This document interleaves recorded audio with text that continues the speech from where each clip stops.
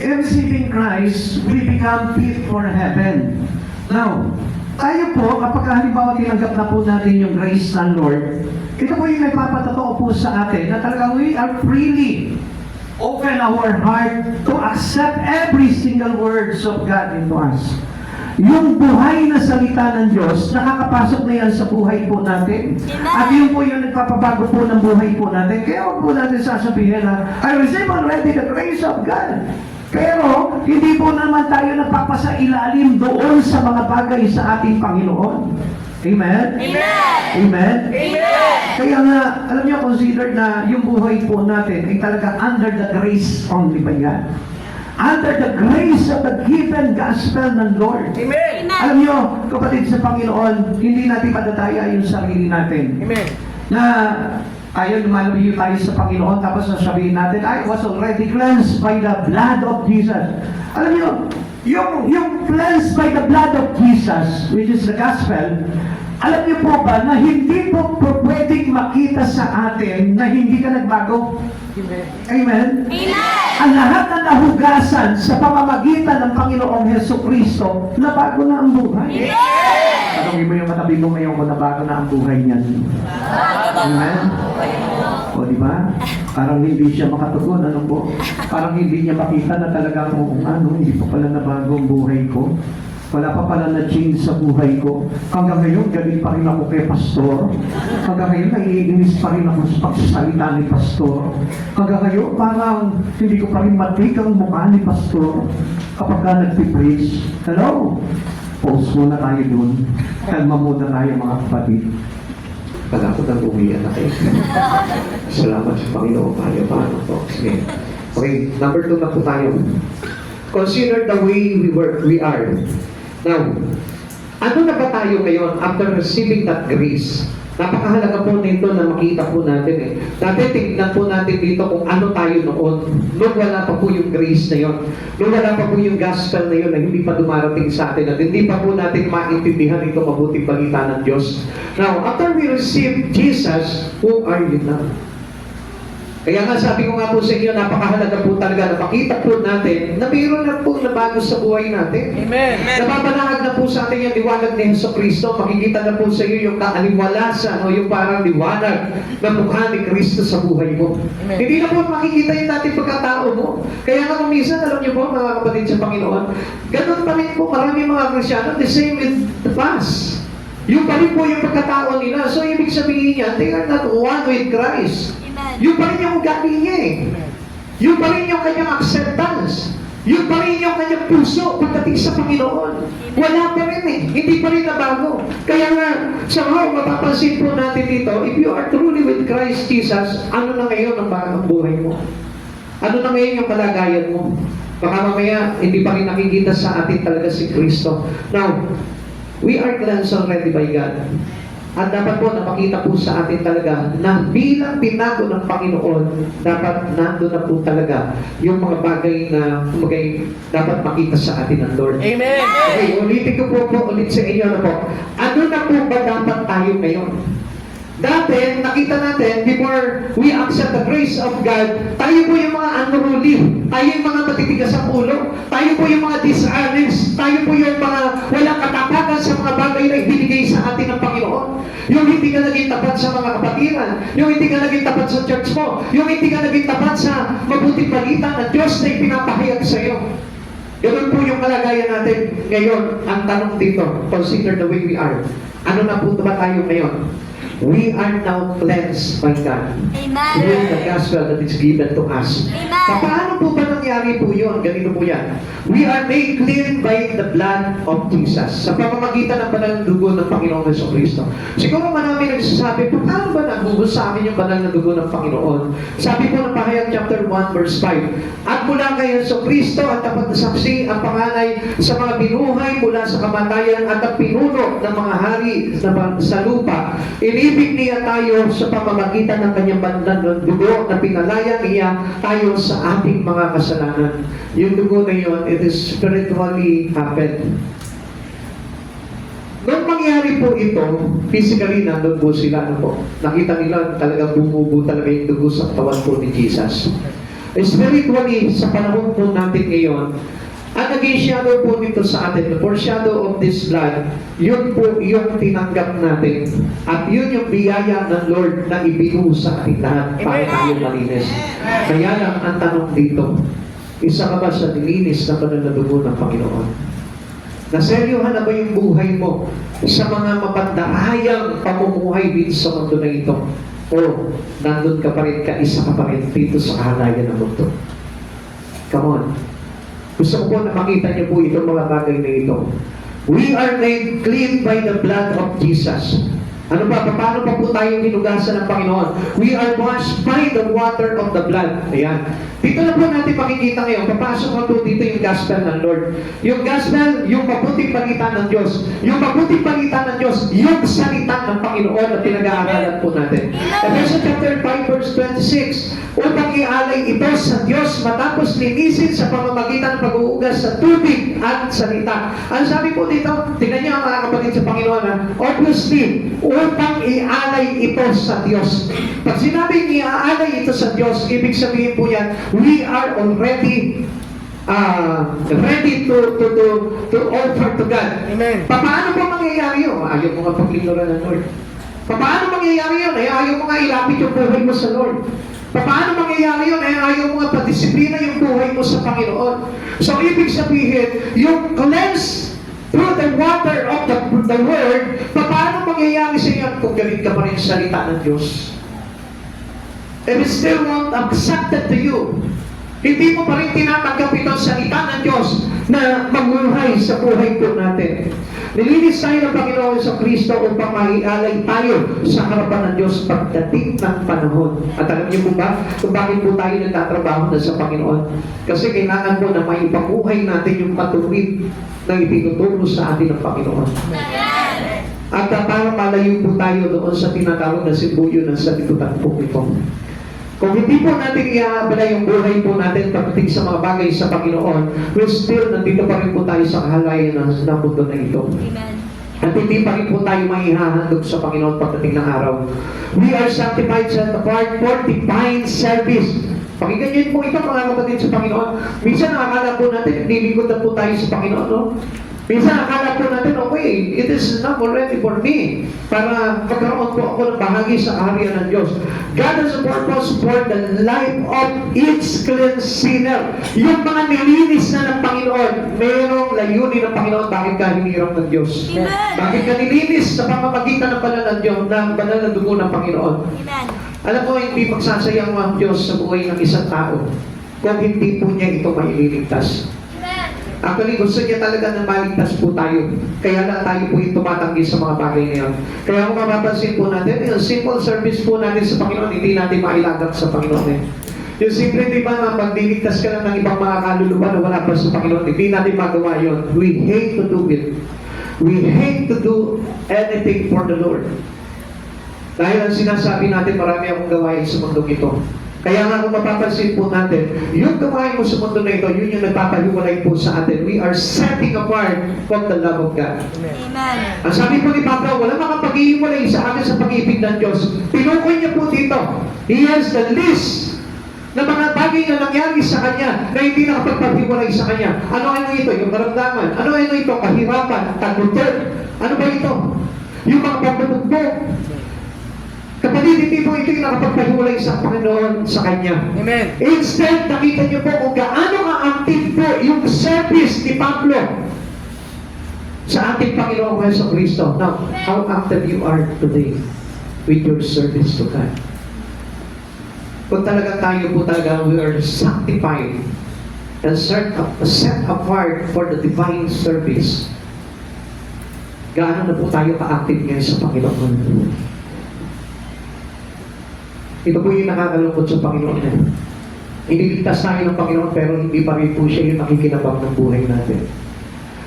Sinave tayo ng Lord sa pamamagitan ng kanyang pagbububol ng kanyang banal na dugo. Inalay niya yung buhay niya sa atin pero until now, hindi pa rin siya yung nakinabang sa buhay mo. Iba pa rin ang nakikinabang sa iyo. Every trials contribute to His purpose for our lives. Lahat ng mga pinagdaraanan natin, sabi nga po ni Pablo, lahat ng mga pinagdaraanan po natin mga pagsubok, Yan po lahat ng iyan ay makakapagpatibay po sa atin para sa ating pananampalataya sa Diyos. Kahit na yung mga pagsubok na bagay na yan na dinaranas po natin sa buhay po natin, ang hindi nyo po alam, ang layunin ng Diyos yan para patatagin tayo sa pananampalataya. Hindi ka binigyan ng pagsubok dito para umayan ka sa Lord. Hindi ka binigyan ng pagsubok ng Lord para sisihin mo lang siya. Binigyan ka ng pagsubok ng Panginoon para patibayin yung pananampalataya mo, para pasarapin yung gaya mo sa Panginoon. It is Christ-like, it is the gospel. God himself sacrificed his life through the cross para iligtas ka. It is a simple service, it is a divine service to God. Dahil yung inaayaw natin eh. Kung minsan napapagod tayo, Lord, pagod na ako magtingkod sa iyo. Umaayaw tayo sa paglilingkod sa Panginoon. A simple discipline to you by God, umayaw ka. Ayaw mo na paglingkuran ng Panginoon sa buhay mo. Ay dahil the truth, ang Diyos hindi kayo nayawan. Ang Diyos inilaban ka. Ang Diyos hanggang sa huling hininga niya sa krus, sa Kalbaryo, hindi siya bumigay, hindi siya tumigil. Maganda po ito, maganda po ito. Starting for this preaching, ito, oras na ito, pinapahayag ko po sa inyo, kapag niyo po yung mga susunod po dito, napakaganda po dito.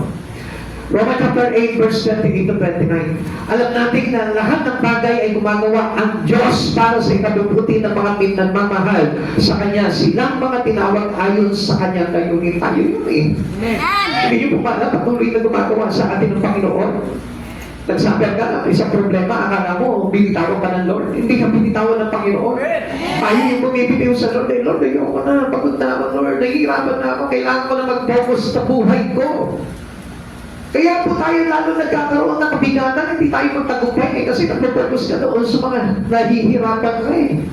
Nung ka nagpo-focus hindi ka mag-focus sa Lord. Gusto talaga ng Lord, ang layunin ng Lord yan, mapapatag ka na sa pananampalataya, hindi umayaw. Amen. Hindi mo pinitiw. Amen. Kasi sabi ng Lord, manatiling tapat ang kawakas ay maliligtas. At alam niyo po ba mga kapatid sa Panginoon, kung sisisihin mo pa ang Panginoon, baka mamaya pagdating ng araw, ikaw mismo ang sumisis na rin mo, bakit pa kasi natanggihan pa Lord na ito eh? Bakit kasi nayawan ko pa itong Diyos na ito? Bakit kasi nakikita ko na sila nag-i-street preaching, kaway-kaway lang ako eh? Bakit kasi hindi ko mamanlang maiugnay yung buhay ko sa mga bagay sa Panginoon eh? Kapatid, lahat po ng mga bagay na yan, it is a divine service. We are set apart for the divine service. Amen. Kaya tayo iniligtas sa Lord. That was the purpose of God into your life. Amen. Kung bakit ka niligtas sa Panginoon, gusto niya na maging makabuluhan ang buhay mo. Dahil alam niyo po ba, tuwa-tuwa tayo sa buhay natin dito, pero you are set apart your life into God. We are separate our life to God. Akala nyo natutuwa tayo doon. Pero pagdating ng araw, yun yung malaking pagsisisi po natin sa buhay na ito. At gusto ko po na malaman po ninyo, ang Diyos, ang layunin ng Diyos, kaya tayo niya niligtas para magkaroon ng saysay, magkaroon ng kapuluhan, magkaroon ng layunin sa buhay natin ng Diyos sa Yesu Cristo. Kaya ayaw natin gawin yung bagay na yun. Halos parang pinatitirihan natin ang Panginoon. Eh, ba't ako mag-aaral dyan? Busy ako eh. Marami akong ginagawa sa buhay ko eh. Abala ako sa pagpapayaman ko eh. Then forget yung pagpapayaman. Forget yung mga kabisihan. Forget yung mga pansarili. At inispuso ko ngayon yung mga bagay na layunin ng Diyos kung bakit we are set apart for the divine service to God. Yun yung grace. Alam niyo po ba? Kapag ng grace yun, hindi ang magiging biyaya sa iyo kung ang buhay mo ay magbabalik pa rin sa dati. Grace is biyaya. Biyaya ng Diyos. So, ibig sabihin, paano magiging biyaya yan kung ang buhay mo pa rin nakakapagwala pa rin? Kung ang buhay mo pa rin makasanlibutan pa rin? Kung ang buhay mo pa rin nagkakapisan pa rin sa mundo? Hindi biyaya yung tinanggap mo. Nalito ka lang. Akala mo grace na ito. Pero hindi po yun. Ang layunin sa atin ng Panginoon. Gusto niya na tayo po ay maging kalarawan ng Panginoon. Amen. Verse 29, sapagkat sa mula pa ay alam na ng Diyos kung sino ang magiging Kanya. At ang mga ito'y pinili niya upang maging katulad ng Kanyang anak. Sa ngayon, ang anak ang naging panganay sa lahat ng maraming magkakapatid. Sumusubi kapatid natin si Jesus. Alam niyo, kung minsan, pag may kapatid ka, ano po, Kung minsan ang mga magkakapatid, dapat nagtutulungan yan eh. Kaya lang, parang wala na ngayon yan. Ano? Pag magkakapatid, kanya-kanya na. Ano? Pero gusto ko po na malaman po ninyo, pag tayo hinirang ng Diyos, kapatid natin si Jesucristo, bilang panganay, kailangan kanisa tayo sa Kanya. Sino po dito yung masunurin sa panganay? Sino po dito yung laging kaaway ng panganay? Ha? Meron po ba? If you are for Christ, dapat kasundo mo lahat. Amen? Amen. Hindi yung, ikaw yung bunso, ikaw ba yung parang panganay eh. Diba? Parang ikaw ba yung nagpapasunod sa panganay? Mali mo yun. Si Jesus yung panganay natin, tayo yung mga kapatid na ng Panginoong Jesus. Kaya nga sabi niya, we are set apart for the divine service. Amen. At yun yung layunan ng Panginoon. Maging kaisa tayo ni Kristo sa mga gawain niya. Amen. Gumagawa yung panganay, tapos ikaw kapatid ka, cellphone ka lang. Amen? Dami tinamaan. Nakuha siya ng palagi. Pag-agiyag ka lang, puyat-puyat. Samantalang yung panganay, pagod na pagod sa kakagawa para sa Ama. Tapos tayo, nagpapakasasalang tayo sa buhay na ito. Kung tinanggap natin yung grace ng Lord, yan yung biyaya. Amen. At kapag may biyaya, ikaw ay pagpapala. Amen? Amen. Biyaya, pagpapala. Amen. Dapat ang buhay mo ngayong pagpapala na sa iba. Amen. Hindi magpapala na sa sarili mo. Tapos, maging sa kapatid mong panganay, hindi ka pagpapala. Sabihin mo sa katabi mo, simula ngayon, Simula ngayon, maging pagpapala ka maging pagpapala ka sa kapatid nating panganay. sa kapatid nating panganay. Amen? Sino yung kapatid nating panganay? Si Jesus! Yes, tayo po ay tumanggap ng biyaya sa Panginoon. We are justified, declared righteous. Tayo po ay pinawalan sala at dineklara niya na tayo po ay matuwid. Paano po ba nangyari po yan? Una, because of Christ's finished work on the cross. Alam niyo po, lahat ng bagay, lahat ng kasamaan, tinapos ni Jesus siya. Lahat ng mga bagay na dapat pagkusahan natin, tinapos ng Panginoon niya. Kaya nga mapapansin mo dito, dapat wala kang ibang alam gawin kundi magpasalamat sa Lord. Lord, thank you. Pag naalala mo yung cross of Christ, Lord, thank you, Lord. I am not fitted for that, I'm not worthy. Hindi ako talaga dapat na iligtas mo, pero pinakita mo sa atin kung gaano kaganda yung iyong puso. Amen. Pinakita sa atin ng Lord kung gaano kapusilak yung kanyang kalooban. Ang sabi po dito, because Christ finished work on the cross, tayo po ay pinawalang sala at itinuring tayo maluwi. Tingnan niyo po ito. Napakaganda po dito. Romans chapter 3 verse 25. Siya ang inialay ng Diyos bilang handog upang sa pamamagitan ng kanyang dugo ay mapatawad ang kasalanan ng lahat na sumasampalataya sa kanya. Ginawa ito ng Diyos upang patunayan siya ay matuwid sapagkat noong unang panahon ay nagtipi siya at pinagtiisan ang mga kasalanan nagawa ng mga tao. Grabe yung pagtitipi ng Diyos, ano? Samantalang ikaw, wala kang pagtitipi. Ang bilis mo magalit eh. Minsan nare-review lang po yung iyong spirito, nagagalit ka na. Ayoko na ma-charge yan. Ano lang ibang charge? Ganun po tayo eh. Pero ang Lord, kailan po nagsawa sa iyo ang Panginoon? Kahit na isinusuka mo na ang Diyos, hindi ka pinagsawaan ng Diyos eh. Kaya nga sinabi ng Diyos, habang nakapayabay ako, okay. Gusto ko balikan natin yun. Habang nakabayubay sa krus si Jesus, ang sabi niya, sumigaw siya, it is finished! Sabi ng Lord, naintindihan mo ba yung salita na yun? Sabi niya, tetelestai. Yan sabi ng Lord. Baka mga hindi natin naiintindihan yung bagay na yun. Okay, papaliwanag ko sa inyo. There are three meaning of the words tetelestai. Ano po ba ibig sabihin po niyan? Unang-una, their faith. Binayaran niya po lahat ng ating mga pagkakautang. In business, sabi dito, merchants would write tetelestai on bills to signify that the debt was paid in full. Halimbawa, kapag may mga ka-business partner ka, ano mo, halimbawa, nag-purchase ka sa kanya, tapos sabihin natin, anong tawag doon yung parang inutang mo lang. Di ba? Babayaran mo ng buo yun. And then, ganito po yung ginawa sa atin ng Panginoon. In theological terms, Jesus' sacrifice on the cross is seen as fully paying the debt for humanity's sin. Tayo nag-uutang tayo ng malaki sa Panginoon sa Ama. Amen. Ang Panginoong Jesucristo ang nagbayad. Amen. Yun yung unang kahulugan ng Tetelestai. Ikalawang kahulugan ng Tetelestai, sentencer. A judicial system sa hukom, sa hatulan. The word was used to show that the prisoner had fully served their sentence. Kung halimbawa, 20 years yung nakapatong sa kanyang pagkakakulong, pinagbayaran niya yun. Every single day, every single hour, every single minute and second, binayaran niya yun.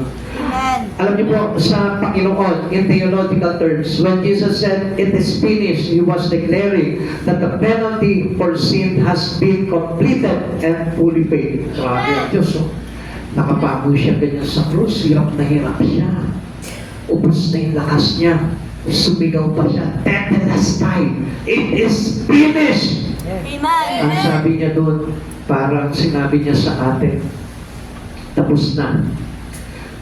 Sentencer, pinagbayaran ko na lahat ng mga kasalanan niyo. Supposed to be, dapat tayo yung nagbabayad nun. Pero hindi ka sinaktan, hindi pinahintulutan ng Lord na masaktan ka. Pero sa mga salita mo, parang sinasaktan mo palagi ang Diyos. Lord, pagod na ako paglingkod sa iyo. Lord, wala na akong tiwala sa iyo. Lord, wala na akong pananampalataya sa iyo. Lord, ayoko na. Pagod na ako. Pero ang Diyos hanggang sa huling hininga, ang sabi niya, "It is finished." Amen. Binayaran ko na lahat ng pagkakautang ninyo. Binayaran ko na lahat ng kasalanan mo. Tapos still, we are unruly. Patigas ang ulo. We are dishonest. Hindi tapat sa Diyos. Kapatid, hindi ka ba nakakonsensya, no? Hindi ka ba nakukonvict? Na ang Diyos is pinagsisigawan niya, tinubos na kita. Pinagbayaran ko na lahat ng mga pagkakautang mo. Pero ikaw ang sinisigaw mo, ayoko na. Pagod na ako sa paglilingkod. Raise up time na maglingkod sa Panginoon. Hindi naman ako talaga mananampalataya sa Kanya. Isang sinisigaw natin yun. Pero hindi natin alam, nakakaya tayo. And the third meaning, battle one. Sa military, ito pong words na Tetelestai, ginagamit po ito. Soldier used the word to indicate a mission was accomplished or a battle had been won. Napagtagumpayan na kayo. Amen. Naligtas ko na kayo. Amen. You are now heaven bound. Amen. Napakasarap pakinggan. Kaysa pakinggan yung tinig ng tao na nagsasabi, busy ako eh. Wala akong panahon sa Diyos eh. Hindi ako pwede maglingkod sa Kanya eh. Maraming mawawala sa akin eh. Habang ang Diyos sumisigaw, napagtagumpayan na kita. Amen. Nagabi ko na ang labanan, na iligtas na kita. Amen. So, sana maramdaman niyo po ito. Sana matagal yung bara na kung saan hindi natin maunawaan ito mga bagay na ito. Dahil kung uunawain mo lang ito, sabi ng Lord, ito, napagtagumpayan na kita. Tapos tayo, bumibili ko tayo. Ayoko na, masakit magsalita yung pastor na yan. Ayoko na, nauupend ako sa mga panreview ng mga kapatiran dyan. Ayoko na, parang ako na lang palagi pinatatamaan ng pastor. Kapatid sa Panginoon, nung nagpako si Jesus sa krus, ang inisisigaw niya yung kaligtasan mo. Hindi niya sinabi, pagod na ako sa iyo. Ang hirap na ginawa mo sa akin dito. Hindi niya sinigaw yun eh. Tapos nung tumalikod ka sa Kanya, sabi ng Lord sa iyo, come back. Balik ka na sa akin, anak. Pini-encourage ka pa rin ni Jesus na magbalik sa Kanya. Amen. This implies a final and decisive victory over sin, death, and the devil. Grabe.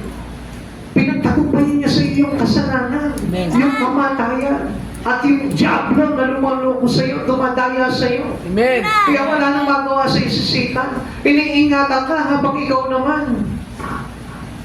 Parang ayaw mo nang manampalataya sa Diyos. Parang sinisisi mo pa ang Diyos sa mga pagkakasal, sa mga pangyayari sa buhay mo na hindi maganda. Kapatid sa Panginoon, gising po tayo. Amen. Dahil kung tayo mananampalataya ng Panginoong Jesucristo, dapat alam po natin ito. God is righteous and the justifier of those who believe. Ang sabi niya po dito, ang Diyos ay matuwid at siya po yung nagpapawalang sala sa mga taong nananampalataya sa Kanya. Ganun lang naman po yung gusto ng Lord, no? Manampalataya ka sa Kanya. 3 verse 26, ngunit ngayon ay pinakita ng Diyos na siya ay matuwid at itinuturing niya matuwid ang mga sumasampalataya kay Jesus. Ganun ka tayo kamahal ng Panginoon. Ganun tayo kahalaga sa Panginoon. Na kahit na tayo po sometimes in our life, we are unrighteous, pero ano ngayon ang tingin sa iyo ng Diyos? Matuwid. Amen. Habang tayo po nalilisid yung mata natin sa Kanya, sa mga bagay na itinuturo sa atin ng Panginoon, pero ang Diyos, anong turing niya sa iyo? Matuwid. Grabe ang paningin ng Diyos, no? Hindi katulad ng paningin ng tao. Kapag ka nag-asala ka sa tao, susumpahin ka na ng tao. Ang tingin sa iyo, demonyo yan eh. Ang tingin na sa inyo, masamang tao yan eh. Lahat ng mga kasiraan na, isasabi na sa inyo. Pag masama na ang loob sa inyo, sasabihin na sa inyo lahat ng mga masama yan. Pero si Jesus, anong tingin niya sa iyo? Tingin niya na sa iyo, matuwid ka na. Grabe ang Diyos sa inyo. Kung alam lang po ng tao talaga ito. Kung gaano kagrabe talaga yung pag-ibig ng Diyos sa buhay natin. Amen. For we are justified by faith in Christ and have peace with God. Galing, ano po? Dahil sa pananampalataya natin, pinuwalang sala tayo at mayroon na po tayong mapayapang ugnayan sa Diyos. Romans chapter 5 verse 1, sapagkat napawalang sala na tayo sa pamamagitan ng ating pananampalataya, mayroon na tayong mapayapang relasyon sa Diyos sa pamamagitan ng ating Panginoong Jesucristo. So, doon pa lang okay na tayo eh. Isang bagay na lang ang gagawin po natin, yung maging tapat tayo sa Diyos. Amen. Yung tanggalin na po natin, yung pagiging matigas ang ulo po natin sa Panginoon. Amen. Kapatid sa Panginoon, maging tapat ka sa Lord. Amen. Huwag mo nang sisihin ang Diyos sa lahat ng mga bagay na naganap sa buhay mo. Amen. Dapat na maintindihan mo na sa oras na ito, ang layunin ng Diyos magkaroon ng halaga ang buhay mo. Amen. At yung halaga na yun yung pinagdusahan ng Panginoon para lang magkaroon ng saysay ang buhay ng bawat tao para lang sa ganun tayo maligtas. Amen. And last, ano ba yung dapat natin tingnan? Consider the way we will be. Magiging ano na kaya tayo? Sabi ko nga po sa inyo, soon we will become Christ-like. Yun na yung dapat na makikita sa atin. Hindi na ikaw ngayon. Hindi na itong dati natin pagkatao, kundi makikita na sa iyo si Yesu Cristo. We Amen. are Christ-like. Kamukha na tayo ni Yesu Cristo. The justified sinner will someday be like Jesus. While here, grace enable us to grow in knowledge of Christ. Ito nga po yung sinasabi ko sa inyo. Tumanggap ka ng biyaya sa Panginoon. Sabi mo, grace save us. Pero ang tanong po dito, naging pagpapala ba ang buhay mo kay Kristo ngayon? Parang ganito na po yan eh. Binigyan kita ng Bible. Anong ginawa mo dito sa Bible na ito? Naging pagpapala ba sa iyo itong Bible na ito? O wala naman nangyari? Wala naging saysay? Siyempre, kapag ikaw binigyan ka ng Bible, dapat basahin mo dito. Dapat yung buhay mo ay mailagay dito.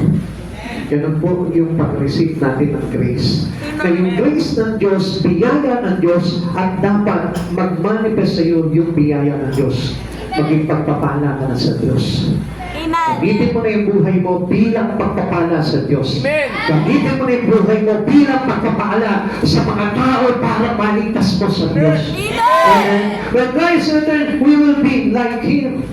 Pagbabalik mo ng Panginoon, sabi ko nga po sa inyo, hindi na ikaw dapat yung nakikita sa iyo. Hindi na ikaw yung tamad na maglingkod sa Panginoon. Hindi na ikaw yung tamad na magbasa ng Biblia. Hindi na ikaw yung tamad na mag-church. Hindi na ikaw yung ayaw maglingkod sa Panginoon. Kundi ikaw na yung kalarawan ni Jesus na sumusunod sa kalooban ng Ama. Amen. Yun na yung dapat na ginagawa natin. Hindi yung magpayaman, pero hindi naman nakita sa buhay niya si Kristo. Magtrabaho, pero hindi naman nakaugnay ang buhay kay Kristo. Kapatid sa Panginoon, kung gagawin mo yung mga bagay na yun, make sure nakikita pa rin sa iyo si Kristo. Abala ka sa trabaho, nakikita pa rin sa iyo si Kristo. Abala ka sa pag-aaral, nakikita pa rin si Kristo sa buhay mo. Yung mayaman ka, nakikita pa rin si Kristo sa buhay mo. Hindi mo nabubura yung grace. Amen. Dapat maging pagpapala yumaman ka, hindi ka naman naging pagpapala sa gawain ng Diyos. Hindi nakita si Kristo. Dapat kapag halimbawa nagtagumpay ka sa buhay nito, tagumpay din ni Kristo yan para sa iyo. Amen. Meron ka bang na-achieve sa buhay nito, dapat pagpapala ka sa Panginoong Hesus Kristo. Amen. Alam mo, mga mamaya, kaya ka nga pinag-graduate ng Lord. Kaya ka nga binigyan ng magandang trabaho ng Panginoon para maging pagpapala ka sa kalwalhatian ng Diyos. Amen. Yun yung grace na tinatawag. Bakit ka nakakapag-aral? Kung bakit meron kang buhay? Kung bakit meron kang kayamanan? Kung bakit maganda ang trabaho mo? That was the grace. Amen. It is a part of our grace of God that we will receive from Christ Jesus. Amen. Kaya tinanggap natin eh. Huwag na hindi magiging pagpapala ang buhay mo sa Panginoon. It is Christ. Si Jesus pagpapala sa lahat. Amen. Amen. Alam niyo mo ba kung kanino lamang hindi naging pagpapala ang buhay ni Jesus? Kay Satanas. Kaya kung hindi magiging pagpapala sa buhay mo si Jesus, you are protected. Naintindihan mo natin? Kapag ang buhay mo ay hindi naging pagpapala sa Panginoong Hesus Kristo, ibig sabihin yan, kisitan ka. Kaya nga ang buhay natin, tumanggap tayo ng grace from the Lord, tumanggap tayo ng kaligtasan, dapat maging pagpapala na tayo. Hindi lang sa pamilya mo, hindi lang sa sarili mo, hindi lang sa anak mo, kundi kay Hesus Kristo na tumawag at umirang sa atin para sa isang layunin. At ang ano yung layunin na yun? Divine service for Him. Amen. Amen. Ang simple truth. Wala sino man tumanggap ng biyaya ng Lord na hindi naglingkod sa Kanya. And you must read the gospel and you must read the Bible para sa maintindihan niyo. Para sa hindi tayo maging taksil sa Panginoon. 1 John chapter 3 verse 2. Mga minamahal na anak na tayo ng Diyos ngayon, ngunit hindi pa nahahayag ang magiging kalagayan natin. Ngunit alam natin sa pagparito muli ni Kristo tayo'y matutulad sa Kanya sapagkat nakikita natin kung sino talaga siya. Amen. Amen. Paano natin makikita yung bagay niyo? Kung pagharap natin sa Panginoon, rejected na tayo. Kasi kailangan ang buhay natin maging pagpapala for the glory of God. This upward way is all of grace. Alam niyo po ba, itong mga bagay na ito, para tayo magmana ng kaharian ng Diyos, yung po yung tinatawag na biyaya ng Diyos sa buhay po natin. At sa pamamagitan ng Holy Spirit that guide us in becoming more like Jesus. Yung Holy Spirit, sabi ko nga po sa inyo, napakahalaga nito sa buhay mananampalataya. Alam niyo, ang Holy Spirit, hindi ka lang naman niya itutulak pag araw lang ng linggo eh. Come on. Break the wall of Jericho into your life. Wasakin mo yung Jericho wall sa buhay mo para na sa ganon, makapasok yung nais ng Diyos sa buhay mo. Akala po natin, para tayo, para maging Christ-like tayo, okay na yung sapat na yung linggo. Come on, hindi mo magiging sapat mo yun. The Holy Spirit guide us in becoming more like Jesus. Kung saan ka tinutulak ng Lord. Amen? Amen. Tinutulak ka maglingkod sa Panginoon, maglingkod ka. Tinutulak ka yun ito, yung street preaching, sana nga. Amen. Tinutulak ka ng Panginoon para humayo, sana ka doon. Gusto mo maging Christ-like? Gusto mo na magmana ka ng kaharian ng Diyos na pagdating ng araw, kasama tayong pararangalan ni Hesus Kristo, kailangan maging kanarawan ka ni Hesus Kristo. Let us all go back into the image of our God. Yung tinanggal sa atin eh. Nilikha po tayo according to the image of God and not according to the image of this world. Kaya lang, alam niyo po, nabago ang lahat dahil sa kasalanan natin. Kaya yung imahe po natin ngayon ay nakikita sa atin yung kapunduhan. Amen? Amen. Kaya kung makikita mo ang tao, makikita mo kung rakista. Makikita mo kung emotional. Di ba? Makikita mo sa itsura niya pa lang eh. Makikita mo kung sentimental. Makikita mo kung mental. Amen? O tingnan mo yung katabi mo ngayon. O makikita mo yan, mukhang rakista yan. Di ba? Makikita mo yan kung sentimental yan. At makikita mo rin yan kung mental. Amen? Sapagkat ang ayaw kay Jesus ay mental. Amen? Bakit? Hindi po ba kahanganan na hindi mo ibigin sa buhay mo si Yesu Kristo? Eh nasa Kanya yung daan patungo sa Ama para tayo maligtas. Even in trials and temptation, we're guarded by His love. Kapatid sa Panginoon, di mo ba alam, sa lahat ng tukso sa buhay mo, nandiyan ang Diyos. Amen. Binabantayan ka ng Diyos. Sa lahat ng pagsubok sa buhay mo, nandiyan ang Diyos. Pero kung minsan, grabe ang tao, no? Iisipin lang natin, we imagine other people, makikita natin, sinisisi pa nila ang Diyos, ano? Parang sinasabi pa nila, ikaw may kagagawa ng lahat ng mga paghihirap ko sa buhay ko. Come on! Kung kilala mo talaga ang Diyos, hindi siya may kagagawa nun, ikaw mismo. Amen. Alam mo kung bakit? Kung bakit nangyari sa iyo yung mga bagay na yun? It is because your own fault. Amen. Baka mamaya mayroon ng kasalanan Amen. na nagbunga kung bakit tayo pinarurusahan. Amen. At magpasalamat ka sa Panginoon dahil ganun lang ang naging parusa mo at hindi ka talaga tuluyan na ihulog sa impyerno. Amen. Amen. Amen. Kaya nga, ang Diyos, binabantayan po tayo ng pag-ibig niya. 1 Corinthians 10:13. Wala pa pagsubok na dumating sa inyo na hindi naranasan ng ibang tao. Dapat ang Diyos at hindi niya ipahintulot na kayo'y subukin na higit sa inyong makakaya. Sa halip pagdating ng pagsubok, bibigyan niya kayo ng lakas upang makayanan ito at ng paraan upang malagpasan ito. Do not give up. Ang Diyos laging handa tumulong po sa atin. Amen. The strength of God is available for us. Na kapag dumarating yung mga pagsubok sa buhay po natin, nandiyan palagi ang kamay ng Diyos is willing to assist every one of us. Amen. Why we are saved now is because of the grace of the Lord Jesus Christ, which is His gift to all who believes. Manampalataya ka lang sa Lord. Pag bibitaw doon sa mga bagay na yun, huwag mo sisisihan, Lord, sa pagkabigo mo. Wala dapat sisihin niya, kundi ikaw rin. Dahil tayo yung nagkasala at hindi ang Diyos. At gusto ko malaman mo, ang Diyos kailanman hindi nag-isip ng ipakapapahamak ng tao. Ang inisip ng Diyos, linisin tayo sa mga pagkakasala natin. At kaya sa oras na ito, kapatid sa Panginoon, mas maganda kung halimbawa tayo po mismo, hindi tayo nagtawad sa lahat ng mga kasalanan natin. Sasabihin mo sa Lord, Lord, patawarin mo ko, Panginoon, dahil tinanggap mo ko kahit na sino pa ako. Inunawa mo ko kahit na minsan nagagalit ako sa iyo. Tinanggap mo pa rin ako kahit na nagtataksil ako sa iyo. Kaya mga kapatid sa Panginoon, gusto ko na sa oras ko na ito, maintindihan mo yung halaga ng bagay na ginagawa sa iyo ng Panginoon. While you are here today, gusto ko na ibulong mo sa katabi mo sa oras na ito. Kaya ka nandito ngayon. Make it serious. Pag seryoso ka, kung ano-anong tawag, sabihin mo sa Kanya, kaya ka nandito ngayon. Dahil gusto kang iligtas ng Panginoon. Ayaw ng Diyos na mapahamak ka. Kaya baguhin mo na yung puso mo. Yung puso mo makasalimutan, palitan mo ng puso ng Panginoong Jesucristo. Puso makasalimutan, palitan mo ng puso. Let us all be rise.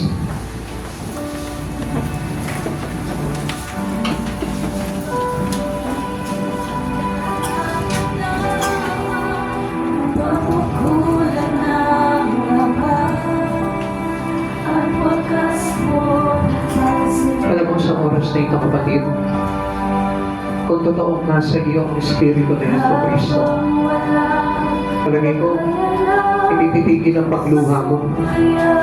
Kung alam mo lang yung grace na ginawa ni Jesucristo sa buhay ng mga tao na sumampalataya sa Kanya, palagay ko, hindi magdadry yung mata mo sa luha. Dahil kung aalalahanin mo yung mabutihan ng Diyos, kapatid sa Panginoon, gusto kong malaman mo na sa oras na ito, ang pag-ibig ng Diyos para sa iyo, na bakit inaalaw niya pa, nakapag-church ka, nakapag-pray ka, pag-ibig ng Diyos yan. Alam niyo, marami na mga tao ngayon, marami na sukdul na ang pagpapakita nila ng galit, pag-insulto, paglalait sa anak ng Diyos na ating Panginoong Jesucristo at tagapagligtas. Pero hindi niyo po ba nakita? Tayo nandito pa rin. Nakakapagpuri pa rin sa Panginoon. Alam niyo po ba kung bakit? Gusto ko na maintindihan niyo itong bagay nito. Hindi dahil sa gusto mo, kundi dahil yung banal na Espiritu ng Diyos nasa iyo pa rin. Guided pa rin niya yung buhay mo. Iniingatan ka pa rin. Pinapatubayan ka pa rin. Nililiwanagan ka pa rin. Kaya anong dapat na ipagmalaki natin kung ganito tayo kamahal ng Panginoon? Minsan nagmamalaki tayo sa Panginoon. Lord, nagsasawa na ako. Nahihirapan na ako. Masakit na yung mga bagay na naririnig ko.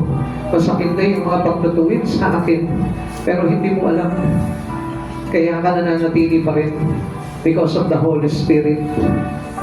Yung banal na Espiritu Santo na yun, yun yung lakas ng isang totoong Kristiyano kung bakit nananatili siya at nagpapakasipag pa rin siya na paglingkuran ng Diyos na ito. Kapatid, kung alam mo lamang kung itong bagay na ito, I tell you, ikaw mismo mahihiya ka sa Lord. Grabe, Lord. Nasisip pa kita sa mga problema ko. Nasisip pa kita sa mga problema dumarating sa pamilya ko. Ikaw ba yung nasisi ko nung nagkaroon ako ng karamdaman? Ikaw ba yung nasisi ko sa buhay na ito?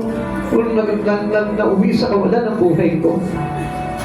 Kasi ang ginagawa ko lang para Panginoon, yung patatagin ako sa aking pananampalataya. Buksan mo yung puso mo. Buksan mo yung pangunawa mo sa Diyos. Open your heart to God. Hindi ka ba nakukonsensya? Sabi mo, para kay Kristo mo, Lord, pagdinig ko ang kinahanggang sa huli. Sabi mo sa Panginoon, Lord, ikaw yung malangasan ko. Sabi mo sa Panginoon, Lord, ikaw yung nagliligtas sa akin sa lahat ng mga pagkakasala ko. Doon ka makailangan, Lord. May nagawa akong pagkakasala sa iyo. Pero nandito pa rin ako sa harapan mo. Hindi mo ba nakita yung bagay na yun? Ganon kamahal tayo ng Panginoon. Kuminsan na nagsasalita ka sa Panginoon. Sabi mo, Lord, wala kang man yata kwenta eh. Pero tingnan mo, nandito ka ngayon. It is because of the Holy Spirit. Dahil yung si Espiritu ng Diyos na umibig po sa atin, na ayaw niya talaga na mawalay tayo sa Kanya, na sa kabila ng katigasan ng ulo, sa kabila ng hindi natin pagiging tapat sa Panginoon, still ano sabi ng Lord? Anak, come to me. Come to me. Lumapit ka sa akin. Alam niyo ba mga kapatid sa Panginoon? Minsan kapag nakakagawa ka ng pagkakasala, minsan inuusig ka ng buti mo, nakakonsensya ka. Alam niyo ba kung anong ibig sabihin yun? Pag-ibig ng Diyos yun. Kung bakit nakakonsensya ka, kasi gusto ng Lord na ito, na malaman mo na masama pa rin yung ginagawa mo at ayaw ng Diyos na ito na mahulog ka sa kasamaan.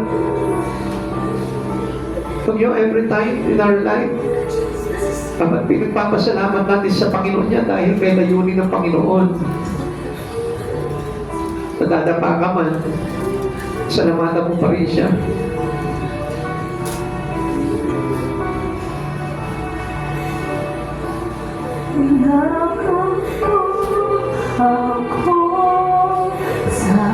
Ibigay mo sa Panginoon yung pagsisisi mo. Ibigay mo sa Panginoon yung paghingi mo ng tawad sa Kanya. Ibigay mo sa Panginoon yung pasasalamat mo.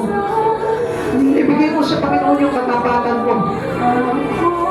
Kapatid, gusto ko malaman mo, nagmamalaki ka sa buhay na ito dahil maganda ang iyong kakayuan sa buhay.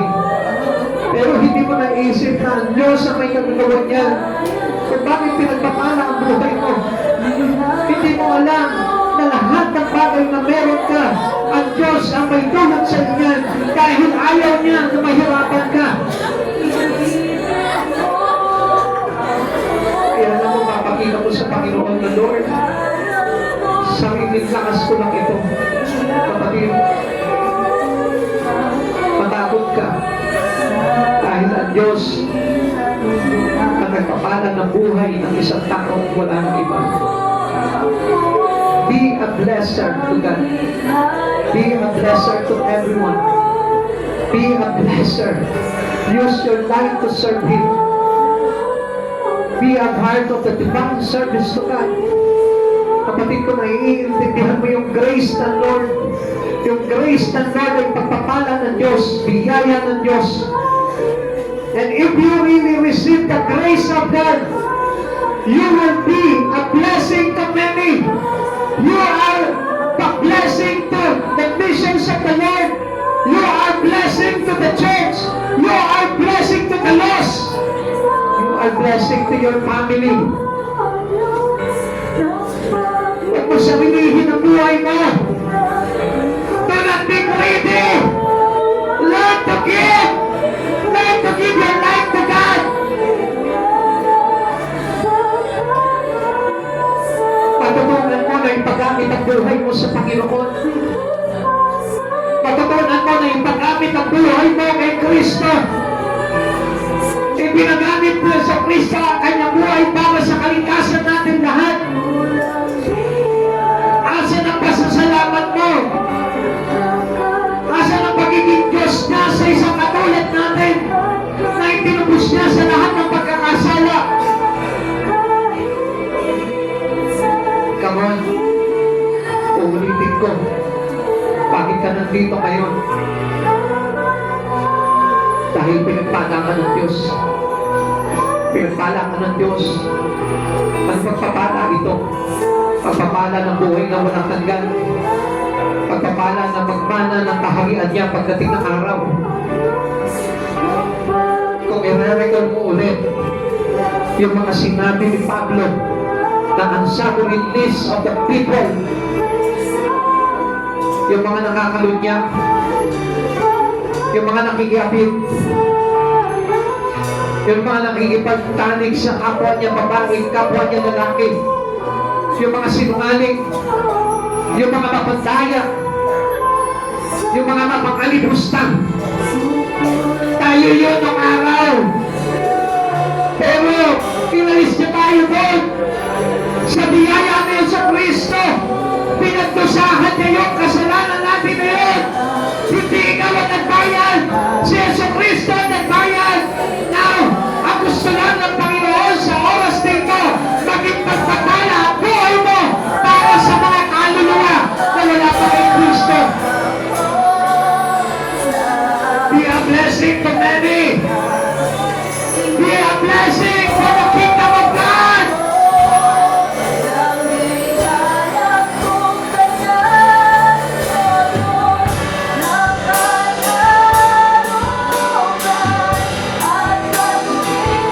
Be a blessing, mga kapatid. Be a blessing to everyone. Maging pagpapala sana ang buhay natin lahat. Pagsisihan mo taligdan ang lahat ng mga pagkakasala mo at patatawarin ka ng Panginoon. Tanggapin mo ang grasya at biyaya ng Panginoon. Gamitin mo ang buhay mo. Maglingkod ka sa Diyos. Alam niyo, ang Panginoon po ang nagdaragdag na biyaya sa buhay natin. At ang Diyos din po, tandaan po natin, ang nag-aalis ng mga bagay sa buhay natin na makapagpapahamak sa atin. Ulitin ko po sa inyo, dumating tayo sa mundo na ito na walang dala. Aalis din tayo sa mundo ito na walang dala. Kaya yung mga bagay na meron ka, gamitin mo for the glory of God. Be a part of the divine service to God. Maging kaisa ka ni Kristo para na sa ganun pagdating na araw, mahulma ang buhay mo katulad ni Yesu Kristo. Maraming salamat po sa Panginoon. Tayo po'y manalangin sa Diyos. Maraming Diyos, nagpapasalamat po kami sa biyaya ng umagang ito, Lord, na ipinahayag mo sa amin ang kabutihan, Panginoon, ang biyaya mo, Panginoon. Lord, the overflowing grace of Jesus Christ, our Lord and Savior. Salamat, Panginoon. Lord, gawin mo kaming pagpapala, hindi lamang sa aming mga pamilya, sa aming mga mahal sa buhay. Maging pagpapala kami, Panginoon, sa maraming kaluluwa, sa maraming tao na naliligaw, sa maraming tao, Panginoon, na hindi pa lubos nakakakilala sa iyo. Maging pagpapala ang buhay namin na ito, Panginoon, para sa church na aming kinaiisan, kinapagbibilangan, O God. Maging pagpapala kami sa mga kapatiran. Maging pagpapala kami, Panginoon, sa mga gawain. Maging pagpapala ang buhay namin, Panginoon, sa aming mga kapatid, sa aming mga magulang, sa aming mga anak. Maging pagpapala kami sa lahat ng tao, Lord.